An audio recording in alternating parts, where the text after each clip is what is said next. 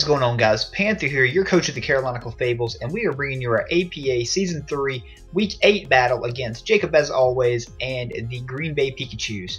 So, Jacub is the Season 2 APA champion, so, and he is also undefeated this season, sitting at 7-0 currently. So we really have our work cut out for us this week against a really good battler with a really scary team, as you can see up on the screen. So you see the 6 he has. He also has like Tapu. God, I can't remember the rest of his team off the top of my head, but he brought really the 4 threats that I did not really want to see. Jellicent being one of them. Jellicent was really hard for my team to actually break down, as you can see. Zygarde's just a scary mon to face in general. Mega Manectric obviously is a very fast, very hard hitter. A Zelf is a mon that he's used very well this season. Has a lot of coverage moves, so it's a really good mon in League format in general. Can really just hit a lot of mons with all of its coverage. Has grass coverage, fire coverage, electric coverage, psychic, dark. Whatever you really can think of, it has. And then the Fortress, I really didn't want to see that because I ended up not actually bringing defog on any of my mons this week or spin, so really didn't want to see that thing. Didn't really see it as a viable mon here in this match, though, other than just getting its hazards up. Because I have so many mons I can deal with it, like Salazzle, Kyurem, Nidoqueen, Mew if I have like fire coverage, or like even some type of neutral hard special attacking hit. So I didn't expect to see the Fortress, but it's fair for the set he ended up bringing. But anyways, like I said, very tough match here to prep for. So yeah, we ended up preparing for a lot of different things. We have a bulkier Nidoqueen primarily to check that Mega Manectric. We have a defensive Mew, of course, to check that Zygarde. We have a offensive Kyurem, a Scarf Salazzle, and then just like offensive Mega Aerodactyl, and like a defensive just hazard stacking Ferrothorn. So just looking at the team preview here, I was really worried about him leading with the Zelf, because the Zelf kind of put a lot of pressure on this team. If it was like Scarf Zelf with like T-Bolt was going to do a ton to my Mega Aerodactyl. If it had like fire coverage, it was going to hurt. Ferrothorn, obviously Psychic was going to hit. If it was like Scarf, it was going to hit Salazzle very hard. Well, actually, my Salazzle was Scarf, so like I wasn't knocking him out with Sludge Wave anyways. So like he could have knocked me out if it was like Life Orb or E-Belt or anything like that. If he was like Fairy covers, like Dazzling Gleam. Anyways, you get the point. Zelf was very scary for me to have to deal with. Dark coverage, I knew it was coming just for the Mew. That was my primary check to it. So I decided to leave with Ferrothorn because I had the Aqua Berry. If I saw the Zelf, I was just going to Gyro Ball turn 1 just to try to pick up a lot of damage on it, and then maybe just go hard into like Mega Arrow to outspeed on the following turn, like on the following move, and knock it out. But let's see, let's go ahead and start the battle up here. So we decided to lead with our Ferrothorn, hoping he would not lead with the Zelf. If he led with like Nihilego, that wouldn't be that big of a deal because Ferrothorn can take care of that thing pretty easily. If he led with like Mega Manectric, same thing. I could just go hard Nidoqueen. But he leads with Fortress, and I have spikes, so I could have gotten up a spike here. But what I did not want to happen is for him to get his hazards up, so Stealth Rocks, and to start spike stacking, or even throw up a T-Spike or something like that. So I go hard Nidoqueen to threaten it out. So he gets up his rocks here, turn 1, and yeah, that's that. So the rocks are up, they're here to stay. And then he reveals to be like a fast explosion set, so absolutely catches me off guard here with that, and does a ton of damage to my Nidoqueen. Luckily here, I believe I just clicked Stealth Rocks as well, so we're up 6-5. Got a lot of damage to our Mega Manectric counter, but we both have our rocks up here at this point, so pretty fair. So he goes out into the Zygarde, and I definitely don't want to catch 1,000 arrows or anything like that. I have my Mew, who is my dedicated check to it, so I can just go hard Mew here and be in pretty good shape. So he goes out into Clinton Dex, who is the Jellicent. On me going out to Mew, I do believe. Yep, there's my Mew. Kurt forgot to gem my name on, so I am Japanese Mew this week. That is Japanese for utility there, guys, in case y'all were wondering. Just kidding, I don't really know what that means at all. But yeah, so this is not a matchup that we want here, so we actually U-turn out on him bringing in a Zelf, which ends up working out wonderfully for us because we pick up that chip damage on a Zelf that we need, that we talked about earlier in this match. So now I can go hard into my Mega Aerodactyl, and you know, unless this thing is Scarf, which I was sitting here, I was like, please don't be Scarf, please don't be Scarf, please don't be Scarf here on this play. So yeah, he ends up withdrawing. We are Mega Aerodactyl, and him going out into the Jellicent, it should have walled me, but this damage here shows me that he is not defensive. I guess he was maybe more like a special defensive set to help deal with Salazzle, which is fair, or like Nidoqueen or something like that. Very fair, or like Kyurem even, because Kyurem really couldn't touch this.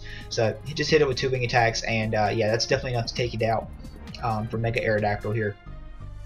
So we were up 6-4. Like I said, pretty good shape here. Now he can go out into Nihilego, which him going out into Nihilego right here, it just revealed it was Scarfed. So him going out like that, just immediately, there wasn't too much hesitation, so either he's bluffing Scarf or he's Scarf. Regardless, I'm going Ferrothorn just to kind of scout out this damage and see. The only thing he has that can hit Ferrothorn with is HP Fire, which again, I'm Aqua Berry, so I don't really care too much about HP Fire here at this point.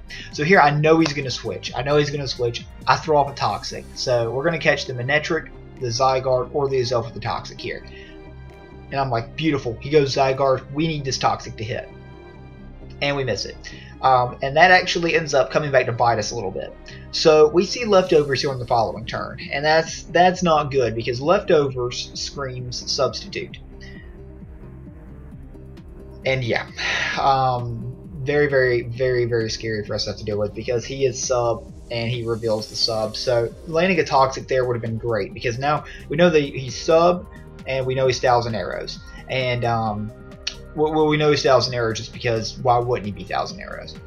But yes, so missing that Toxic there was pretty big because it really would have been great to have on the sub Zygarde. So he's sub Leftovers, most likely D-Dance. And yeah, he shows 1,000 arrows here. Now, from this damage here, he did not have a lot of attack investment at all. So I'm guessing he was probably more specially defensive. Is what I believe I calculated out to be at the end of the battle. And we didn't reveal sets to each other or anything like that. I can't remember if he does team builders or not, but yeah. So I predict him to switch out here into the Azelf actually, because the Azelf could take the Ice Beam, and or I thought it could take the Ice Beam, or maybe I predicted Manectric. So I just U-turn out. Really did predict him to want to switch out there. But yeah, he gets a Dragon Dance up because obviously I just fired off an Ice Beam there and I could have almost knocked it out, but he wasn't going to be doing much to me with that following Dragon Dance anyways. So now you can kind of see to where we put ourselves in a bad position with that over prediction and that missed Toxic. So he's 3+1 now. I went into Nidoqueen to sack it off, really. I didn't go into it to get the Guava or anything like that. I just wanted to sack off Nidoqueen here at this point. I can deal with Manectric with Kyurem. So I really felt like just giving Nidoqueen up is the best play. So now he's +1. I can go out into Mew now though and just fire off just a safe Ice Beam. Or actually I think I Roost here. I may Roost actually because I don't want him to 2-hit KO me. Yeah, I definitely Roost. Yeah, glad I Roosted. Glad I Roosted because he was out of range of Ice Beam if he was no investment. So I just Roost, stay nice and healthy. Those Leftovers are very, very nice here at this point. So you can see how this thing is going to be incredibly annoying for us to deal with here at this point in battle, just with this set. So now he makes a good play, switches out, goes into the Scruffy, which is the Mega Manectric, as I fire off the Ice Beam, I do believe. So there's the Ice Beam. That is what we predicted a few turns ago on that U-turn, which kind of put us a couple turns back because we could have put this thing in range of the next Ice Beam. So it is what it is. He made a good play staying in there, but like I said, the Toxic mess really is unfortunate because that Zygarde would have been worn down by this point for sure. So Nidoqueen's gone at this point. He goes into main. I've lost my Nidoqueen, which is the main counter. I don't want him to Volt Switch right back out into the Kyurem or the Azelf or anything like this, like that. Mew can stay in all day on this thing with my spread. He can't 2-hit KO me with anything. The only thing I have to be cautious about is the paralysis. But as you can see, Mew can just eat this up, and I'm free to... I think I roost here again, thinking he's going to Volt Switch out. Nope, I Psychic. Okay, so I brought the Psychic here to just pick up some good damage, and we miss out on the KO on the main, so it should have got some bulk investment in it. Probably creeping like the Salazzle or something like that. So now he goes to the Volt Switch, and we just roost to stay nice and healthy, because we really need this thing to help us check that Zygarde. So we get up to a good amount of HP with our roost. And yeah, in pretty good shape. There with that. So we're like just at like 160 after this leftover recovery, and so we can still check that Zygarde just fine. So Mew's doing his job here. So we go out into the Mega Aerodactyl now, thinking he's going to throw off some type of knockoff or something like that. Even if he doesn't, and he predicts us to go out into Mega Aerodactyl. If he knocks us out, that's not a big deal, because I can go out to Cure him on the following turn and claim a kill right back. So we take the knockoff now, and now we can just fire off a wing attack. No reason for us to do anything other than wing attack, because we just don't have to. So we can just fire off our wing attack and pick up a kill, and we do just that and knock out the Mega Manectric. So that's a really good mon to get rid of, because that thing can just kind of Volt Switch around on my team here. So good enough for us. Now he can go out into the Nihilego though, and just try to pick up his kill now. Now, I didn't want him to predict my Ferrothorn HP Fire twice, so I just want to go ahead and stay in here and see what he wanted to do. So just let him knock out my Mega Aerodactyl here. If he Power Gems, that's fine. He's going to get his Beast Boost, but we know he's Scarf here at this point, so now we can just go out into Ferrothorn, and we should be in fair shape. So, you know, that is what it is there. So I think here I actually kind of make a misplay. No, I do. I Gyro Ball here. I Gyro Ball here because it knocks out this thing or it kills the incoming Gazelle. I did not want to Leech Seed and him go out into the Gazelle because it would not kill with the Leech Seed. So he makes the good play there and sacks himself, and now he's able to bring this thing in. And now I make a misplay. So he's already revealed sub. We know he's sub.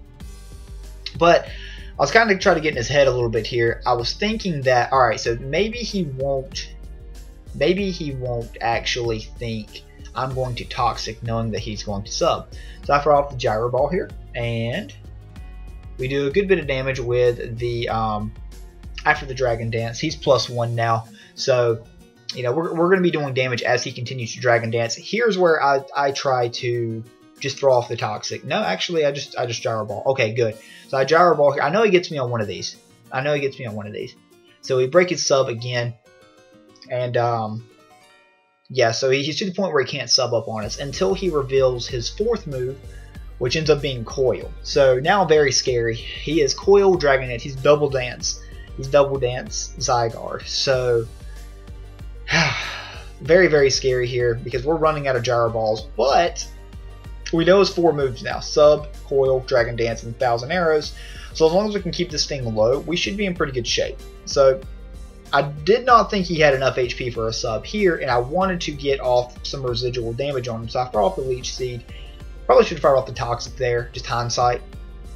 But Ferrothorn, I'm still pretty sure can 1v1 this thing because I can break his sub in another 2 Gyro Balls, and he won't have enough HP for another sub after that. So fire off the Gyro Ball again, because leftover recovery is only giving you 6%. He was like at 1 HP or something like that, just barely hanging on for a another sub. So he's +1, like +3 right now. So he does a ton to us with the 1,000 Arrows. We finally break through with the Gyro Ball and break the sub here. Very, very important turn here on this following play. So at this point, he knows we're not going to knock him out with the Gyro Ball, but he's going to Dragon Dance. It's going to ensure he outspeeds my Salazzle. It's going to ensure that he's +4 now, so he can kill my Mew. So now I'm going to Toxic him. So now I'm thinking, okay, we've kind of dodged this bullet here. So we missed that original Toxic on this thing. Obviously, a lot of this could have been avoided if we would hit the original one, but we've got the Toxiconic now, so now we're not going to get completely swept by this thing, but we've got to keep enough left alive because we've lost our Nihilego check. So this was our check to Nihilego, but I couldn't switch out and give this thing a free. I guess maybe I could have went to cure him and just started threatening it, which probably would have been the better play in hindsight. But I did think Ferrothorn was going to 1v1 because he had not revealed Coil yet. So good bring on his part having the double dance. But we've got the Toxic off on this thing. We've got to keep alive now. That's the thing. So Ferrothorn's dead, Aerodactyl's dead, Nidoqueen's dead. We're in pretty big trouble here. So it's 3 on 2, but he's +4, +2 right now at the moment. Kyurem doesn't stand a chance, gets obliterated here. So on this turn, I know I need to go out into my my Mew because what I want to do is sack off my Salazzle. Here's what I want to do. So I go into Mew because I want to just sack off Salazzle. Salazzle's Scarf, even with HP grounded, cannot kill Nihilego. So I meant to click Salazzle, accidentally clicked Mew on that turn to send out. We had to just sack off Salazzle. So we take an extra turn of Stealth Rock damage for nothing, basically. But that doesn't end up mattering here because it's just going to come down 1v1. Mew versus Nihilego. We're going to see who can come out on top. Scarf Nihilego against defensive Mew. If I had Psyshock, we'd be in good shape, but I do not. I have Psychic, so it's going to take 2 to kill it. So we're going to see if we can pick up this W still after letting Zygarde set up that far. So in comes my Mew at a pretty decent amount of health. We're both going to take some Rocks damage. Obviously, we see Rocks hit him first, so obviously we've already confirmed his Scarf anyways. So 115 HP. He fires off the Sludge Wave. I believe it did, I want to say it did 97 off the top of my head. Or maybe it was 87. I think it was 87. So now we know we can Roost stall it with Roost and our lefties. What we don't want to see though is a poison is what we don't want to see. So this game just got very scary. I need to get up to full, which I can do with my leftovers and my with my Roost, as you can see, because we're just able to keep roosting on this thing. And with that residual recovery and one more Roost, we'll be at full, and then we can start attacking. But we can't get crit and we can't get poison. So that's the only way we lose this here at this point is with a crit or with a poison. So we just keep roosting. We got to get up to a good enough HP. He gets kind of low roll on that one too. So that's very good for us there because now we can get absolutely to full, and there's 100% no reason for us not to fire off a Psychic here on this turn, and that is just what we do. He fires off one more Sludge Wave. And we are at a very good amount of health. After the leftovers recovered, we're going to be right at like 130, maybe like 128 or something like that. As you can see, one more Psychic's going to be enough to do it. We are out of range of everything but a crit. No reason for us to Roost here on this turn. Crit's going to kill us either way. We're just going to fire off that Psychic, and we live on 41 HP. Fire off the Psychic, and Mew is able to clutch it for us there at the end. So, good game to you, Jacob. Very good 1-0 victory here from us. We moved to 6-2 on the season. That is good enough for second in the division, just behind A-Drive at 7-1, and then Lynx is right on our tails at 5-3. So the pressure is on in our division because only top 2 teams make it. So very, very stressful coming into the last 4 games of the season here. But just to kind of touch on this game some more here.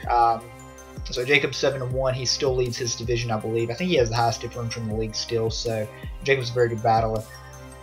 So this was a very good win here.